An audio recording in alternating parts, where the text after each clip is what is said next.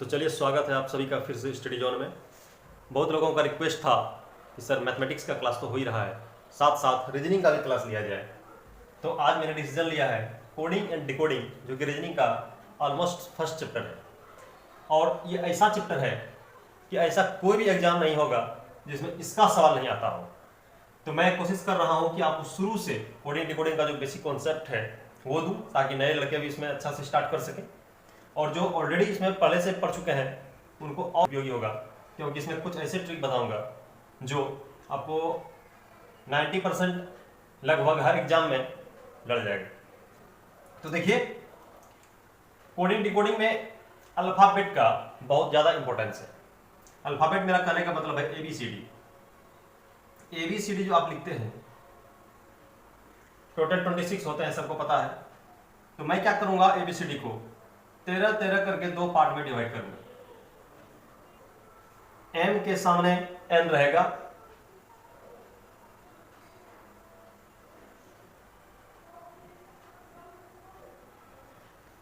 B के सामने Y और A के सामने Z। मैंने इस तरह से क्यों लिखा है, इसके पीछे भी एक लॉजिक है, वो अभी आपको मैं तुरंत समझाने वाला हूं। उसको पहले ध्यान से समझिए। इसके पहले इसका जो सीरियल नंबर होता है, जो सीरियल नंबर है उसको मैं सबके सामने लिखने वाला हूं। जैसे A का 1, B का 2, Y का 25 और Z का 26। ये जो चीज है ये आप सभी लोग बचपन से पढ़ते आए हैं, इसमें कोई नया चीज नहीं है। मैंने ऐसा क्यों लिखा है, आप देखिए, टोटल 26 है, अगर इसका हाफ करते हैं तो 13 होता है। मतलब 13 जो है ये एक दूसरे का अपोजिट है। कहने का मतलब मेरा यह है कि अगर आप ABCD लिखते हैं पूरा Z तक, तो अगर आप शुरू से A को 1 बोलते हैं तो Z को बोलेंगे 26। लेकिन अगर हम पीछे से काउंटिंग करें, बैक काउंटिंग, तो आप Z को 1 बोलेंगे और 1 को बोलेंगे 26। उसी तरह से अगर सामने से काउंट करेंगे तो B को 2 बोलेंगे आप, और अगर यहाँ Y है तो Y को बोलेंगे 25। लेकिन अगर बैक काउंटिंग करें, इसको आप बोलेंगे 2 और इसको बोलेंगे आप 25। मतलब कि स्टार्टिंग से अगर हम काउंट करते हैं तो एक आप सीरियल नंबर 1 है, और बैक से अगर काउंटिंग करते हैं तो 26 है। उसी तरह से यहां देखिए A के अपोजिट क्या आ रहा है, Z। कहने का मतलब A जो फर्स्ट था वही Z भी फर्स्ट था पीछे से, तो A का अपोजिट हुआ Z और B का अपोजिट हुआ Y। तो यहाँ ये सीरियली आपको सामने से नजर आ रहा है, और ये बिल्कुल 13 पूरा पूरा आधा आधा हो गया है, इसीलिए मैंने इसको ऐसे लिखा, ताकि आपको याद करने में भी आसानी हो कि कौन सा किसका उल्टा होता है। और एक ट्रिक यहाँ पे आपको और देखने के लिए मिलेगा कि A के सामने 26 है और पीछे से 1 है, मतलब 26 + 1 27। मतलब बैक काउंटिंग करें और स्टार्टिंग से काउंटिंग करें तो दोनों का जो नंबर होगा ऐड करके 27 होगा। B के लिए भी वही होगा, देखिए 25 2 27, Y के लिए भी 2 25 27, Z के लिए भी 1 और 26 27। मतलब एनी हाउ आप देखेंगे कहीं से भी अगर हम जोड़ते हैं इसको, रिवर्स वाला को और सामने वाला को, तो 27 होगा। इसका मतलब यह हुआ कि अगर आपको 1 से लेकर 13 तक का याद है, मतलब M तक का याद है, तो आप अपोजिट से उल्टा खुद निकाल सकते हैं। जैसे अगर मैं बोल दूं कि C का अपोजिट क्या होगा, तो C अगर शुरू से 3 में है तो पीछे से कितना में होगा, तो 27 - 3 आपको निकल जाएगा 24। मतलब C का उल्टा वही होगा जो इसका सीरियल नंबर 24 होगा। तो सीरियल नंबर 24 किसका है, X का है, मतलब C का अपोजिट X हो गया। तो ये थोड़ा देखने में लग रहा है कॉम्प्लिकेटेड, इसको हम याद आसानी से कैसे करेंगे, तो उसके लिए मैं आपको एक न्यूमेरिक्स बताने वाला हूं। वो न्यूमेरिक्स जो है बहुत इंपॉर्टेंट है, उसको ध्यान से रखिए, उसको एक बार आप माइंड सेट कर लीजिए। एक छोटा से छोटा बच्चा भी उसको अच्छा से याद कर सकता है। यहां देखिए मैंने लिखा है उफ बाय लव शॉर्ट गेज TK मैंने 6 quiz and D for W। अब ये बोलिएगा क्या है, तो ये उफ आप बोलते हैं रेगुलर, ऐसे भी लाइट कट जाएगा तब बोलिएगा उफ लाइट कट गई। कोई आपके साथ कुछ इस तरह का चीज हो जाता है जो आपको इरिटेट करता है तो आप उफ वर्ड निकालते हैं मुंह से। तो इसका क्या मतलब हुआ, U का अपोजिट F एंड F का अपोजिट U। इसी तरह से अगर हम बाय का लिखेंगे, बाय, नॉर्मली आप कॉल करते हैं किसी को, फोन रखते हैं बोलते हैं बाय, तो ये बाय आप याद रखिएगा। इसमें आपको कोई ज्यादा बड़ा चीज नहीं है, एक बार सुन ले और रिपीट करें 2-4 बार, किसी को समझाएं, आसानी से आपको एक बार में याद हो जाएगा। लव, LOVE, लव, बहुत अच्छा वर्ड है। L का O का L, V का E और E का V। अब यहां से देख लीजिए, V का क्या था, E था और L का O था, तो दोनों को मिला दिए तो वर्ड बन गया लव। शर्ट गई, शर्ट जो आप पहनते हैं डेली, उसका स्पेलिंग आप लिखिए SHIRT और गेज GAZ। शर्ट को मेजर करने के लिए हम लोग मीटर गेज का यूज करते हैं, टेप का यूज करते हैं, हालांकि हम लोग उसको गेज बोल दिए याद रखने के लिए। SHIRTG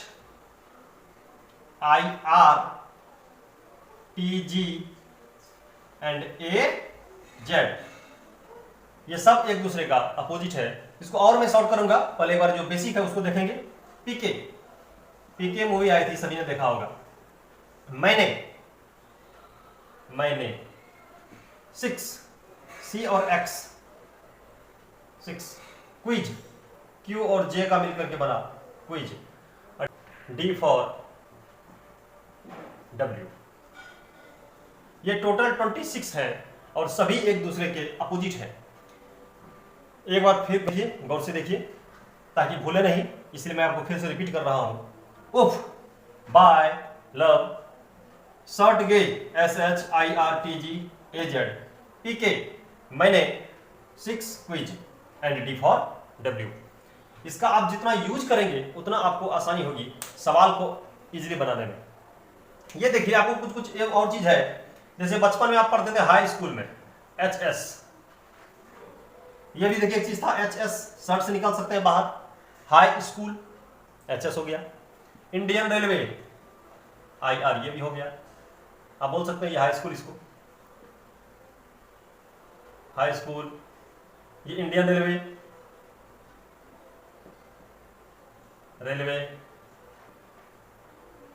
ये हो गया।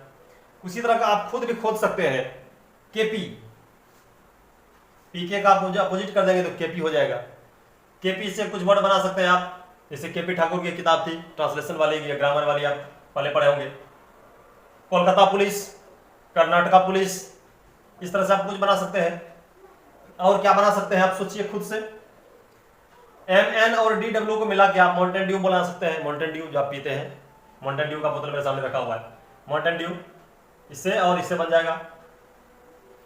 ये न्यूमेरिक्स आपके ऊपर डिपेंड करता है कि आप इसमें कितना एक्टिव है, कितना माइंड इसके पीछे लगा रहे हैं, और उतना आसानी से आपको ये याद होगा। और सबसे ज्यादा इंपॉर्टेंट, आप उसको यूज कितना कर रहे हैं, सवाल में इसका कितना यूज कर रहे हैं, वो आपको कॉन्फिडेंस देगा सवाल को बनाने में।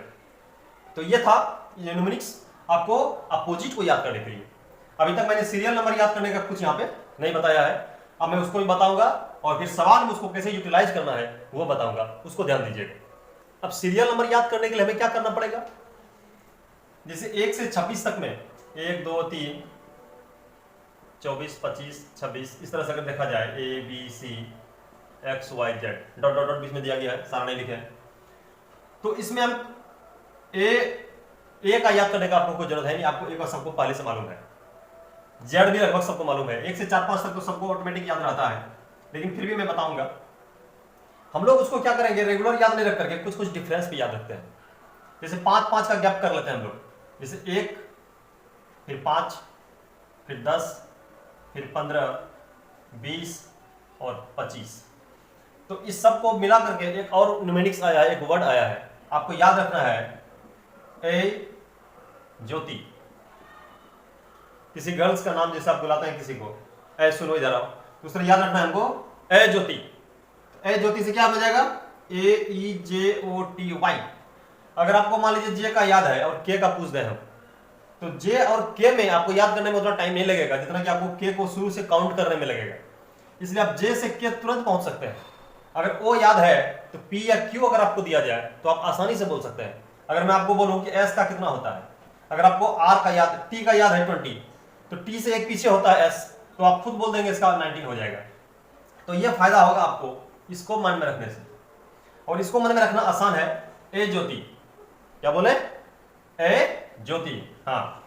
तो इसमें आपको 1 5 10 15 20 25 भी आपको याद करने का जरूरत नहीं है, क्योंकि 25 लास्ट है, वाई आपको याद ही होगा। ए और ई भी आपको याद करने का जरूरत नहीं है, 1 से 5 तक सबको याद है। याद आपको यही करना है ना, जे ओ और टी। तो अभी T20 का बहुत सारा मैच होने वाला है ना, तो T20 आप सब लोग याद रखे होंगे पहले से, T20 इसको याद रखने का जरूरत है नहीं।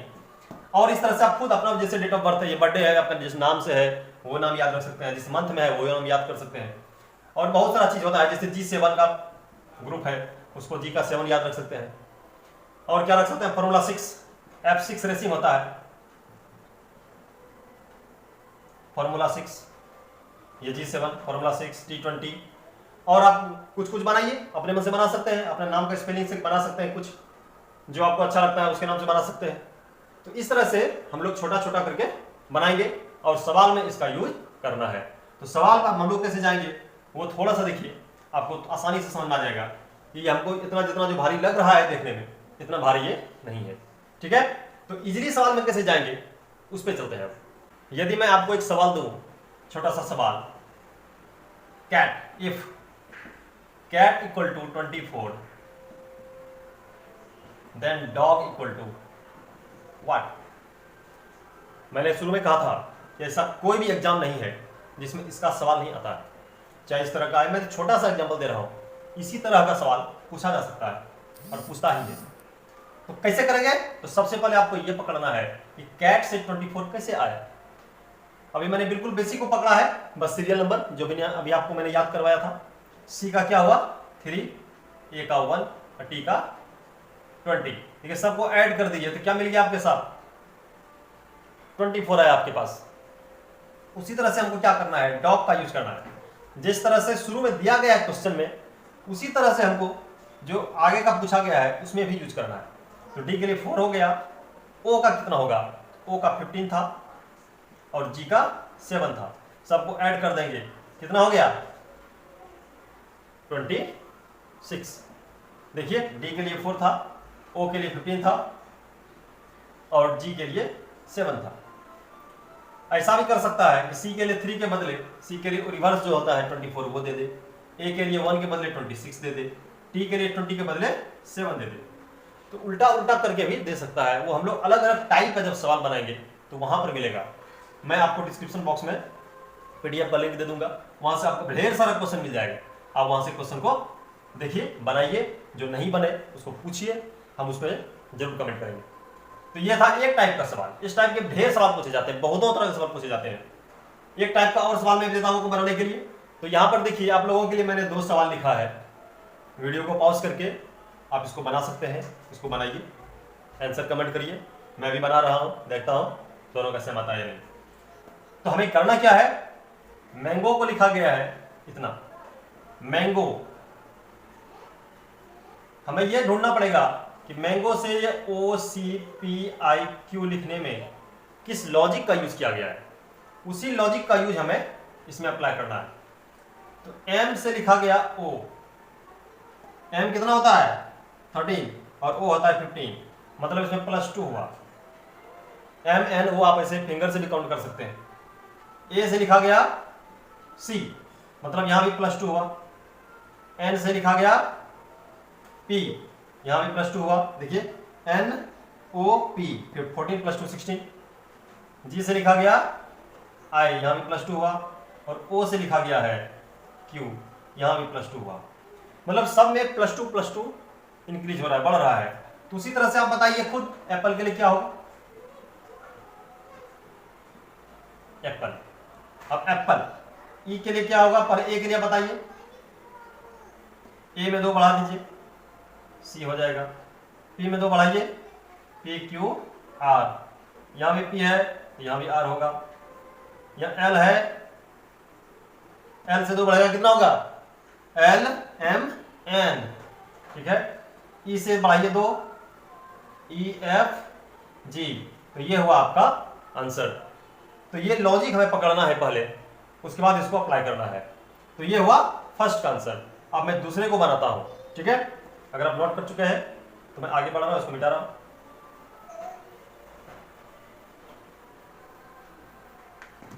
सेकंड क्वेश्चन है, यदि चेयर का अर्थ है ये 99183 तो टेबल का अर्थ क्या होगा। बिल्कुल सिंपल सवाल है, लेकिन थोड़ा सा इसमें लॉजिक लगाया गया है।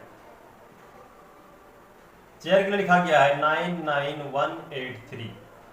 तो यहां आप देखिए सी के लिए 3 होता है, लेकिन यहां पे 9 है। एच के लिए 8 होता है, लेकिन यहां पे क्या है 9 है। लेकिन आप एक चीज ध्यान दे रहे होंगे, इधर से जो चेयर लिखा गया है उसका जो सीरियल नंबर है वो इधर से काउंट किया गया है सिंगल डिजिट में।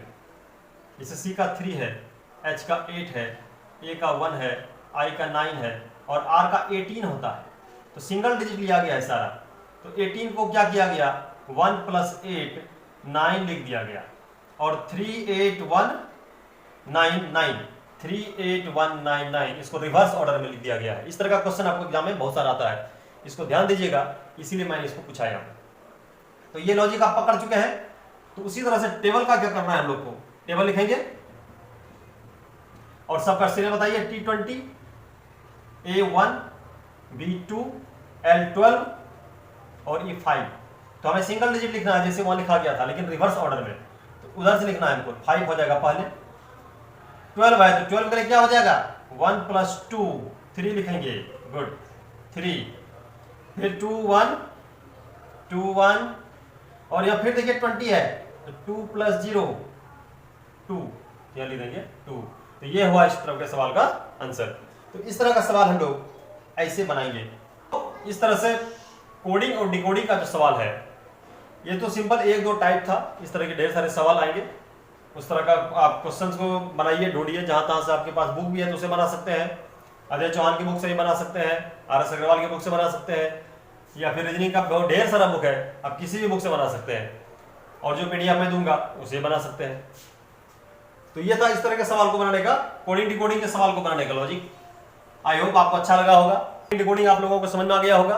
अब आप ज्यादा से ज्यादा सवाल बनाइए, जो क्वेश्चन ना बने उसको पूछिए, आप PDF से क्वेश्चन को बनाइएगा और मुझे आंसर कमेंट करिएगा। जो ना बने उसका सीधा आप क्वेश्चन के साथ हमको पूछ सकते हैं। चलिए ठीक है, तो आज के लिए थैंक यू।